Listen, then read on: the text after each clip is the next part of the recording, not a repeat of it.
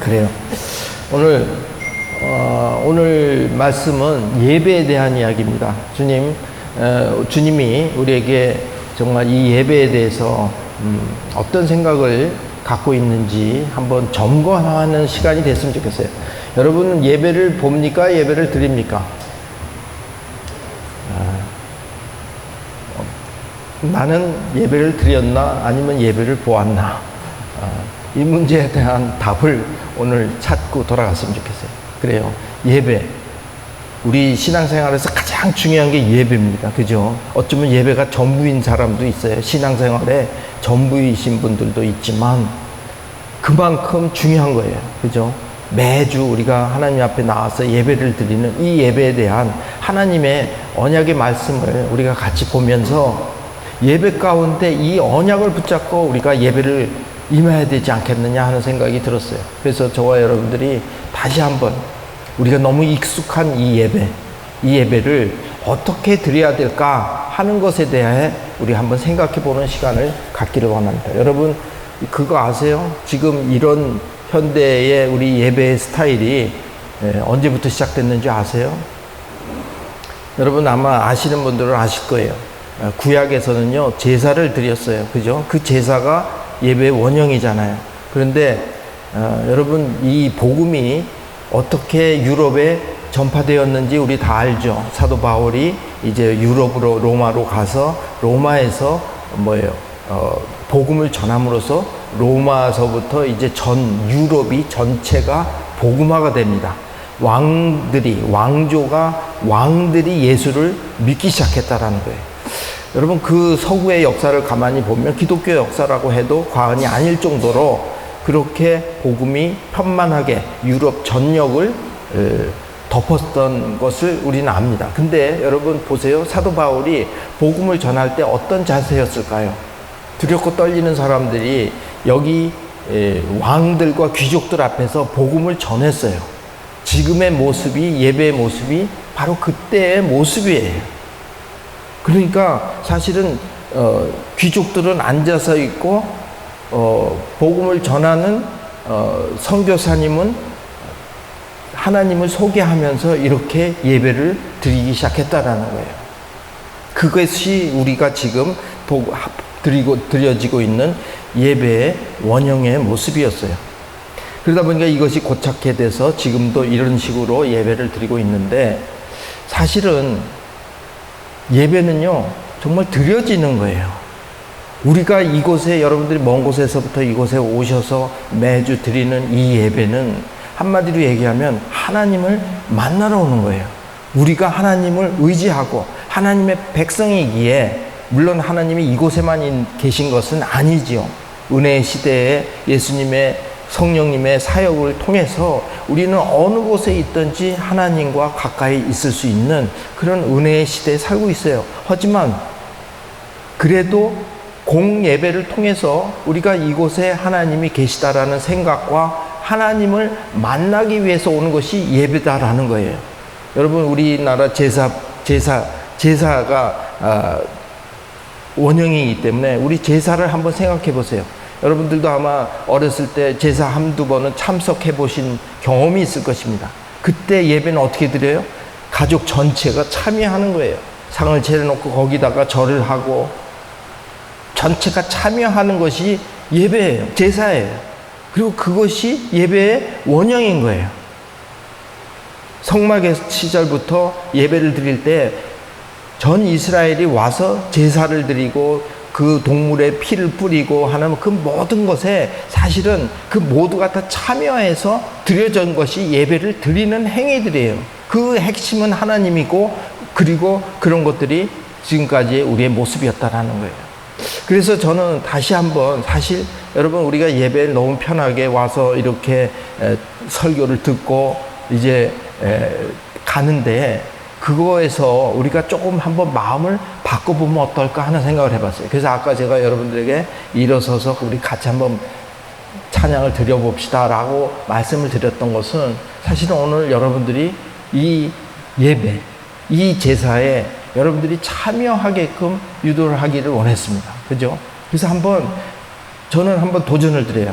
오늘 이제 이 예배에 대해서 하나님이 언약한 것에 대해서 찾아볼 텐데, 이제 예배가 무엇인가에 대해서 정확히 인식을 하시고, 이제는 방관자로서 보는 것이 아니라 이제는 예배 가운데 내가 참여하는 그런 예배가 이곳에서 이루어지기를 주님으로 축원합니다.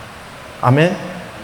여러분들의 예배에 대한 자세에 대해서 한번 우리 이제는 정말 하나님 앞에 나와서 이곳에서 지금의 이 모든 것들이 하나님을 만나는 행위다라는 것을 우리가 알았으면 좋겠어요. 역대하 7장 우선 본문부터 같이 읽겠습니다. 여러분, 오늘 본문 읽어오신 분들은 아시겠지만 요 바로 7장 1절부터에서의 말씀은 뭐냐면, 이제 솔로몬이 엄청난 성전을 완성합니다. 무려 20년에 걸친 엄청난 역사를 통해서 그 성전을 짓게 돼요. 그리고 낙성식을 합니다.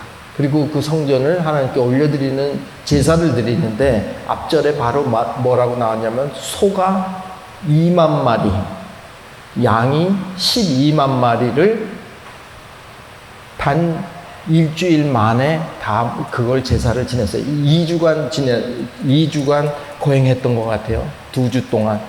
그 동안에 그 많은 양들, 소들이 제사로 지내졌다는 거예요. 그래서 성경에 보면 그 많은 기름을 다 담을 수가 없어서 밖에서도 처리를 했다라고 성경은 이야기하고 있어요. 여러분, 이건 엄청난 일이에요. 소 2만 마리, 양이 12만 마리. 한번 생각해 보세요. 그 많은 동물들이 제사를 당하고 그런 엄청난 일이 일어난 후에 오늘 이 본문의 이야기가 나오는 것입니다.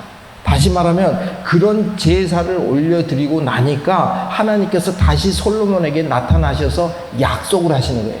내가 어떻게 하겠다고 했어요? 내 기도를 들었고 이것을 제사받기 위한 성전으로 삼았다라고 선포하시는 거예요. 그래, 너희들이 그 많은 제사 내가 다 받았다라는 거예요. 그러니까 사실 예배에 대한 하나님의 언약의 말씀이에요. 언약의 말씀이에요. 우리의 예배가 바로 이 성전의 제사로부터 시작됐다라는 것을 우리는 기억해야 될 거예요. 보세요. 비가 오지 않거나 메뚜기 때 명령에 이 생산물을 갉아먹거나 이런 전염병을 보낼 때 내 이름으로 불리는 백성들이 악한 길에서 돌이켜 스스로 낮아져 기도하고 내 얼굴을 구하면 내가 하늘에서 듣고 그들의 죄를 용서하며 그 땅을 고칠 것이다. 이것은 뭐예요? 하나님께서 언약을 주신 거예요. 제사를 통해서 내가 고칠 거라는 거예요. 그러니까 제사 속에는 바로 이런 요소들이 뭐예요? 이런 내용들이 들어가야 된다는 것입니다. 그리고 뭐라고 그랬어요? 내 눈을 열고 이곳에서 드리는 기도에 내 귀를 기울일 것이다. 여러분, 우리의 예배는요, 하나님께서 모든 예배에 귀를 기울이신다고 약속을 하셨어요. 아멘. 그러니까 여러분, 이 예배는요, 보러 오는 것이 아니라 우리가 참여하는 거예요. 참여하는 거예요. 우리 모두가 이것은 하나님을 만나는 그 장면이에요. 그 장소예요. 그렇기 때문에 여러분, 예배 나오실 때 이제는 마음가짐을 조금 바꿨으면 좋겠어요. 그냥 뭐 의뢰하던 예배로 생각하지 마시고 하나님을 만나러 간다. 그리고 우리의 막혔던 담이 허물어지고, 그리고 우리의 모든 필요와 공급이 이루어지고 또 간구하고 하는 그런 곳이 바로 이곳이다라고 생각하시면서 오셨으면 좋겠다라는 거예요. 그래서 귀를 기울이겠다라고 하신 이 약속을 꼭 기억했으면 좋겠어요. 그리고 보세요. 내가 이미 이곳을 선택해 거룩하게 하며, 이곳을 거룩하게 했다고 했어요. 내 이름이 거기에 영원히 있으니 이곳에 하나님의 이름이 영원히 있게 하시겠다고 했어요. 그리고 내 눈과 마음은 항상 그곳에 있을 것이다. 하나님이 성전에 내 마음과 눈이 그곳에 있겠다고 약속을 하셨어요. 그리고 이 부분은 신명기에 있는 전형적인 이야기들이에요. 하나님의 명령을 듣고 하면 굳건하게 해주고, 그리고 그러나 만약 등을 돌리고 규례와 명령을 버리고 나를 떠나 다른 우상을 섬기고 경배하면 어떻게 돼요? 너희들 앞에서 모든 민족들 사이에 속담거리와 웃음거리가 되게 하겠다. 그때는 이 땅과 성전을 이렇게 비참하게 만드셨는가 하면서 사람들이 조롱할 것이다 라는 것입니다. 이것은 신명기적인 명령이에요. 그리고 우리는 그동안 열왕기와 구구약을 통해서 정말 이 결과를 우리는 정확히 보게 됐잖아요. 그죠? 이스라엘이 멸망을 통해서 그 성전이, 지금도 여러분 성지순례 가보신 분들은 아시겠지만 이제는 통곡의 벽밖에는 남지 않은 완전히 폐허로 변해 있는 그 모습을 여기서 정확히 이야기하고 있다는 거예요. 그러니까 사실 그 사실만으로도 우리는 예배가 회복되어져야 될 줄로 믿습니다. 아멘 하십니까? 그래요. 그렇다면 이 말씀을 믿고 우리는 예배에 대한 요소들을 배워야 되리라고 생각합니다. 자, 먼저 제사와 예배. 이곳을 택하여 내가 제사를 받는 성전으로 삼았다. 제사와 예배의 닮은 꼴을 봅니다. 제사의 원형은 성전에서 지어졌어요. 그리고 하나님은 어디 계시다고 그랬어요? 지성소에 계시다고 했어요. 성전은 이렇게 큰 공간이 있지만 지성소는요, 그 안에 조그만 공간이에요. 이 조그만 공간 안에 하나님의 언약궤가 있고 그곳은 아무나 들어갈 수가 없어요. 나중에 성막에 대해서 한번 같이 공부했으면 좋겠는데, 성막 안에, 성막이라고 하면 이 성전은 뜰까지를 이야기하는 전체의 이야기죠. 그 뜰이 있고 안에 건물이 하나 있는데 그게 성소예요. 성소. 그죠? 성소가 이만하다면 지성소는 거기에 3분의 1 정도에 되는 아주 작은 공간이 있어요. 그곳에는 휘장이 갈려져 있고 그래서 아무나 들어갈 수가 없고 직접 볼 수가 없어요. 오직 제사장만이 정결의례를 거치고 그곳에 들어가서 동물의 피를 가지고 들어가서 그 언약궤 위에다 피를 뿌리는 행위들, 그것을 하고 나오는 것이 바로 지성소예요. 그래서 가끔 부정한 행위를 했던 제사장이 뭐예요? 그 안에 들어가게 되면 죽게 됩니다. 그래서 제사장은 그 지성소에 들어가는 거는요, 생명을 내놓고 들어가야 돼요. 그래서 허리에 끈을 메고 들어갔다가 만약에 죽게 되면 밖에서 잡아서 끄집어내는 그 정도의 뭐예요? 그곳이 엄청나게 위험한 곳, 정말 죄와 하나님이 공존할 수 없는 그런 완벽한 장소가 바로 지성소라는 거예요. 그래서 그런 그 제물의 피, 성전 뜰에서는 온갖 수많은 제물들이 받아지고 그리고 그 피들이 성소에 뿌려지고 지성소에 뿌려지고 하는 그런 것들이 예배예요.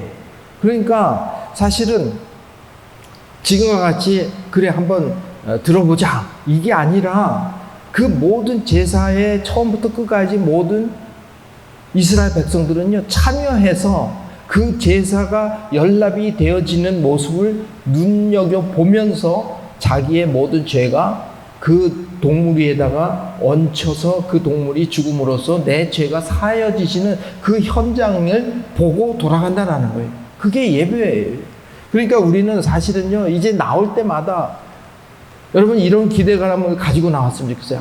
이제 나의 죄악된 모습을 오늘 이곳에서 내리고 가겠다라는 그런 마음으로 나와야 된다는 거예요. 그리고 제사의 목적은 뭐예요? 하나님과의 화해예요. 화해. 죄악 때문에 세상에서 살면서 일주일 동안 우리는요, 알게 모르게 많은 죄악 속에 노출되고 또 우리도 그 죄악의 풍조에 휩쓸려서 죄를 범할 수도 있다라는 거예요. 그 죄는 뭐예요? 하나님과 가까이 할 수 없는 담이라는 거예요. 그랬을 때 옛날에 구약의 제사는요, 그 제물을 가지고 왔어요. 제물을 가지고 와서 그 제물을 죽여요. 나 대신 죽는 거예요. 그 모습을 처절한 피가 철철철철 흐르는 모습을 보면서 자각을 하는 거예요. 내 죄가 이렇게 하나님이 받아주실 수 없구나라는 그 사실을 깨닫게 되는 것이죠. 그러므로 죄사함을 받는 건 하나님과의 화해요, 관계의 회복이에요. 그러니까 여러분, 예배에서 여러분들이 기억해야 되는 것은 예배 후에 하나님을 좀 더 가깝게 느껴진다라는 마음으로 나와주셔야 된다는 거예요. 그리고 제사의 방법은 제물을 잡고 제사함을 받는 것.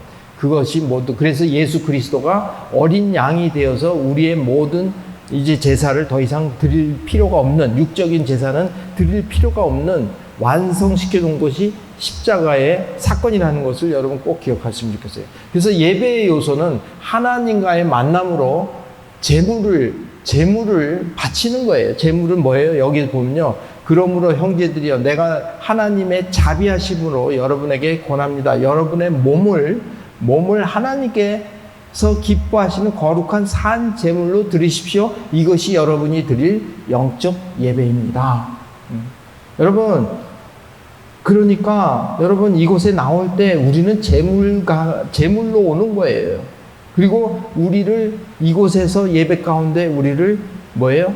없앰으로, 낮아짐으로써, 죽임으로써 그 죄에 대한 문제를 해결하고 가는 것이 바로 영적 예배라고 그랬습니다. 그래서 이 영적 예배는 뭐냐면 여러분은 이 세대를 본받지 말고 오직 마음을 새롭게 함으로 변화를 받아 하나님의 선하시고 기뻐하시고 온전한 뜻이 무엇인지를 분별하도록 하십시오. 어쩌면 이것이 예배의 목적이에요. 그죠? 우리가 이곳에 와서 거룩한 영적 예배를 드린 후에 우리는 어떤 마음으로 돼야 돼요? 마음을 새롭게 해야 된다는 거예요. 그래요. 예배 가운데 여러분 새로운 마음이 우리 가운데 들었으면 좋겠어요. 그래서 변화를 받아서 하나님의 선하시고 기뻐하시고 온전한 뜻이 무엇인지를 분별하는 것, 그것이 예배의 목적인 줄로 믿습니다. 자, 그러면 오늘 이거는 개괄적인 이야기를 했어요. 이제 뭐 예배에 들어가면 한없이 많은 것이 있는데 오늘 본문을 통해서 한번 몇 가지만 봤으면 좋겠어요. 첫째, 예배는 악한 길에서 돌이키는 것, 다시 말하면 회개가 가장 큰 핵심적인 요소라는 것. 여러분 이걸 기억하셔야 돼요. 자, 13절에 보면요.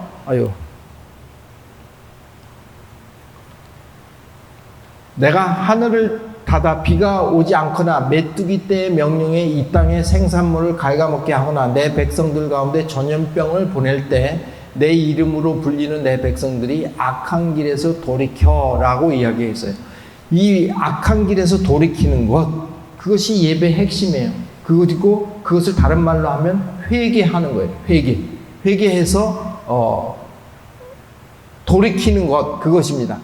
여러분 오늘 재밌는 일은 뭐냐면 여기 보세요. 하늘을 닫고 비가 오지 않거나 흉년이 들었거나 메뚜기 떼가 와서 생산물을 먹거나 전염병이 보낼 때라고 이야기를 했어요. 이것은 뭐예요? 마치 이것은 하나님이 내가 너희들이 죄를 너무 많이 지었기 때문에 징벌하는 것이다 라고 하시는 것 같잖아요. 그죠? 그리고 제사를 드리면 어떻게 했다고요? 내가 그것을 듣고 내가 돌이켜서 너희들이 돌이키면 나도 그 모든 것들을 다시 원위치 시켜주겠다라는 그런 약속이에요.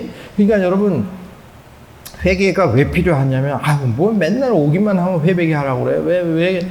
왜 예배 때마다 회개를 시키는가 라고 하지만 사실은 우리 가운데 일어나는 이런 모든 현상들은 다 뭐예요? 우리가 죄악 가운데 있기 때문에 나오는 현상이라는 것을 우리에게 알려주시는 거예요.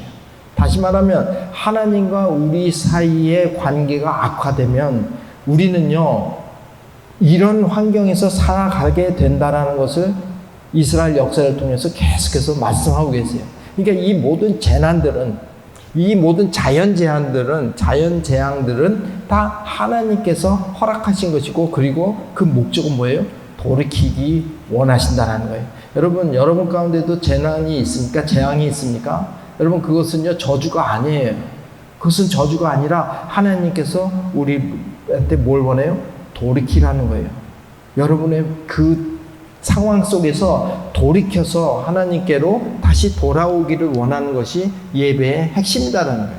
그래서 이 회개를 하는 것인데 우리는 재난 혹은 결핍도 그렇죠. 이게 다 결핍 아닙니까? 이래서 어떻게 손해를 보게 되고 필요한 것들을 주지 않으시기 때문에 우리는 결핍을 경험하게 되는 거예요. 현대인의 재앙은 결핍이죠. 하나님과의 관계 단절로 생기는 결과물이다라고 보실 수 있어야 돼요. 그래서 여러분 이제는 여러분들이 예배가 왜 필요한지 알아요. 여러분들이 완벽한 삶에서 살고 있지 않지 않습니까? 그리고 우리가 온전하지 않기에 우리는 끊임없이 이런 결핍에 시달리고 있다고 봐야 될 거예요. 그렇다면 그 모든 결핍은 하나님이 기뻐하지 아니하시는 어떤 면들이 우리 가운데 있을 수 있다는 거예요. 그것을 드러내고 그것을 찾아내고 그리고 거기서 돌이키는 것, 그것이 우리가 이제 해야 하는 것이다라는 거예요. 회개하고 돌이키는 것. 여러분, 하나님의 백성이라도 죄악된 길에서 돌이키지 아니하면 버림받을 수 있음을 명심하고 예배는 자신을 돌이켜보고 악한 길에서 나오는 것이다 라고 말씀을 하고 계세요. 그죠? 결론이에요. 그죠? 그러니까 여러분, 우린 이스라엘 역사를 통해서 그 하나님의 백성, 이 솔로몬의 왕 성전처럼 어마어마하게 금으로 휘장을 하고 그렇게 어마어마하게 지었던 성전도 폐허가 될 수 있다는 사실을 분명히 알아야 되는 거예요. 근데 우리는 지금 문제는 뭐냐면 우리의 죄를 잘 모른다는 거예요. 무엇을 회개해야 될지를 잘 모른다는 거예요. 그것은 뭐냐? 여러분, 우상 숭배를 통해서 우리는 알게 됐어요. 우리의 우상을 너무 깊이 섬기게 되면 그것이 하나님이 기뻐하지 않는 것임을 우리는 알아야 돼요. 그래서 거기서 돌이키는 그런 기도와 그런 모습들이 우리 예배 가운데 있었으면 좋겠어요. 자, 세 번째 보겠습니다. 예배는 겸손해지는 것, 주님을 높이고 경배하고 찬양하는 것. 영어 성경은 humble themselves라고 되어 있어요. 내 이름으로 불리는 백성들이 악한 길에서 돌이켜 스스로 낮아져. 이거 겸비라고 해요. 겸비. 그러니까는 낮아지는, 겸손해지는 것. 두 번째는요, 사실 예배의 핵심은요, 우리의 겸손을 유지하는 거예요. 여러분, 어제도 우리 잠깐 새벽기도 후에 겸손에 대해서 우리 토론했어요. 겸손이 뭐냐? 여러분, 남을 비판하는 거 겸손한 것입니까? 교만한 겁니까? 네? 교만한 거예요. 네. 여러분 보세요. 이 겸손이라는 것이 뭐냐면, 여러분, 이게 우리가 정말 그리스도인들이 꼭 매 예배마다 회복되어져야 되는 것. 그거는 겸손이에요. 근데 겸손할 수 있는 찬양들을 우리가 부르는 거예요. 여러분, 우리 찬양의 모든 것이 뭐예요? 하나님이 높임을 받으시고 그분의 어떤 절대적인 권력과 파워를 인정하는 그것이 경배와 찬양의 핵심적인 사상들 아닙니까? 그렇죠. 그 찬양을 여러분 이제는 어떻게 해야 되겠어요? 여러분, 그거를 내가 모르는 노래니까 그냥 넘어가지 마세요. 그 가사가 찬양이에요. 그리고 그 가사를 부르고 읽고 노래하고 같이 할 때 우리는 어떻게 돼요? 겸손해지는 마음을 갖게 되는 거예요.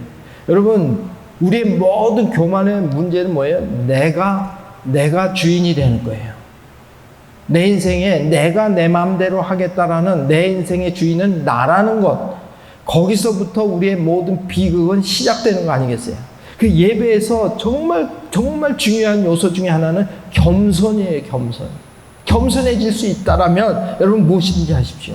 그래서 제가 여러분들 오늘 힘들지만 일어서서 같이 찬양을 하자고 도전을 드렸던 것은 그것에 동참하는 거예요. 그래, 우리가 지금 이곳에 하나님의 임재 앞에 나왔지 라는 것.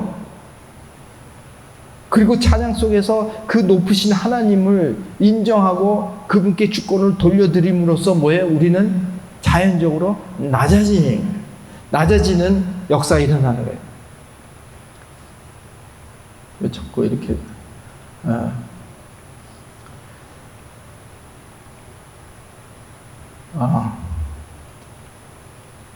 믿는 자들의 겸손은 인격 수양으로 인한 것이 아니라 죄인임을 인식함으로 갖게 된다라는 거예요. 여러분, 우리 기독교인이 자꾸 겸손해라. 이것은요, 무슨 타고난 겸손과 어떤 성품적인 겸손과 아니면 훈련적인 겸손이 아니라 남을 위해서 도덕적으로 그냥 겸양해지고 에티켓을 갖게 하는 그런 겸손이 아니라 우리는 뼛속까지 겸손이 자리를 잡아야 된다는 거예요. 겸손의 핵심은요, 이거예요. 나보다 남을 더 낮게 여기는 것. 그게 겸손의 정의라고 저는 생각해요. 여러분들이 자꾸 여러분들이 더 우월하다고 생각하는 마음이 들 때마다 여러분 예배에 참여하십시오. 그리고 예배에 참여할 때마다 우리는 낮아짐을 경험하고 돌아가는 저와 여러분이 되길 주님으로 축원합니다. 그래요. 그 예배의 핵심이 바로 이거예요. 겸손. 겸손 계속해서 나오죠. 다윗의 핵심적으로 우리는 알아요. 다윗이 그렇게 모든 사람 그런 왕이 없었다고 기록되어질 만큼 마음에 합한 자라고 했던 그 모든 것의 핵심이 지난번에 알아봤죠. 그 핵심이 뭐라고 했어요? 겸손함이었어요. 겸손함. 이 겸손함을 유지할 때 우리는 하나님을 기쁘게 해드릴 수 있는 거예요. 하나님이 가장 기뻐한 것은 하나님의 존재를 항상 생각하며 살아가는 그런 인생이 되기를 원하시는 거예요. 그래서 여러분, 예배는 겸손해지는 것이고요. 주님을 높이는 거예요. 높임. 그리고 경배하는 것과 찬양하는 것. 이거에 대한 의미를 여러분들이 이제는 분명히 아셔야 될 것 같아요. 그래서 찬양이, 사실 우리 찬양팀이 없어요. 그래서 찬양을 많이 배우진 못해요. 그래서 좀 안타까운 마음이 있지만, 여러분, 우리 모르는 찬양들이 너무 많은 것 같아요. 저도 요즘 찬양은 잘 모르겠더라고요. 그래서 뭐예요? 열심히 찬양을 배워야 될 것입니다. 그리고 찬양에 따라오시는 여러분들의 자세가 바뀌어지시기를 바랍니다. 자, 마지막으로. 예배는 하나님의 얼굴을 구하는 거예요. 하나님의 얼굴을 구하라고 그랬어요. 하나님의 얼굴을 구하는 것이 무엇일까? 그것은요, 그분의 긍휼과 자비와 용서와 도움을 구하는 거예요. 여러분, 예배의 또 하나의 핵심적인 사항이에요. 하나님의 얼굴을 구하는 것. 여러분들의 죄악된 모습으로 이곳에 와서 하나님의 용서하심, 죄사함, 그리고 은혜를 간구하는 것, 그것이 하나님의 얼굴을 구하는 거예요. 그랬을 때 하나님은 뭐예요? 그 우리의 필요한 모든 것들을 다 주실 뿐만 아니라 그것이 정상적으로 돌아갈 수 있게 해 주시겠다라는 거예요. 그러니까 우리의 삶이 정상화되기 위해서라도 우리는 예배에 와서 이러한 하나님의 얼굴을 구해야 될 줄로 믿습니다. 우리의 간구는 하나님 나라와 의예요. 지난번에 우리가 한번 본 것처럼 하나님의 나라와 의를 구하는 것, 하나님의 나라와 의를 구하는 것, 그게 하나님의 얼굴을 구하는 행위들이에요. 그래서 하나님 나라가 뭔지 다시 한번 얘기하면 주권이에요. 그분이 통치한다는, 그분의 명령을 듣겠다는, 대한민국의 국민이 아니라 하나님 나라의 국민으로서, 시민으로서 살아가기를 원하는 것. 그 다음에 그 의, 뭔지 아시죠? 그 다음에 그 의의 도래를 위해서 간구하십시오. 하나님의 얼굴 구하십시오. 용서를 구하십시오. 일용할 양식을 구하십시오. 은혜의 체험을 구하십시오. 주의 인도와 보호를 구하십시오. 그것이 예배의 많은 요소 중에 있지만 이것이 오늘 핵심적으로 오늘 본문을 통해서 알게 되는 몇 가지 요소들이에요. 자, 이제 한번 우리 오늘 주신 말씀을 마음 가운데 깊이 새기는 시간 갖기를 원합니다.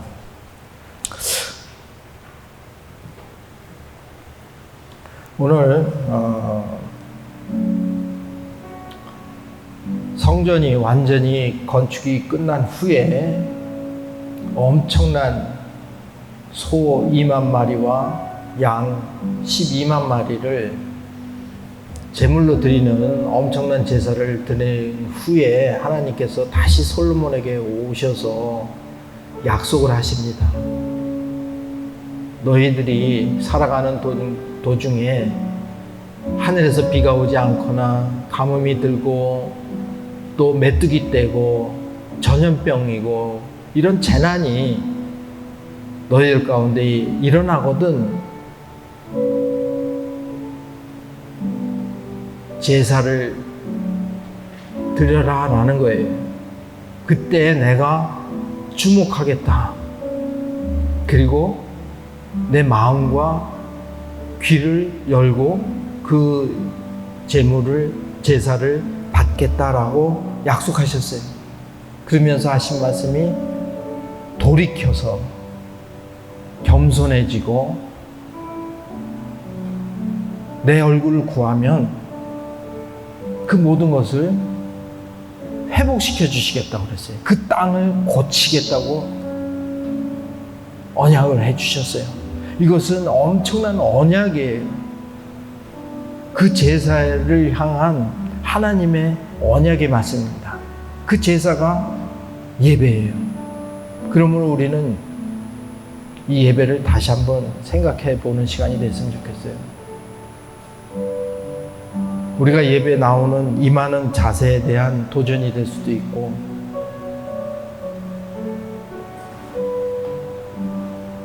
그래서 돌이키는 것이 얼마나 중요한 것인지, 회개를 하는 것이 얼마나 중요한 건지 깨닫게 됩니다. 그리고 겸손해져야 된다는 건 옵션이 아니에요.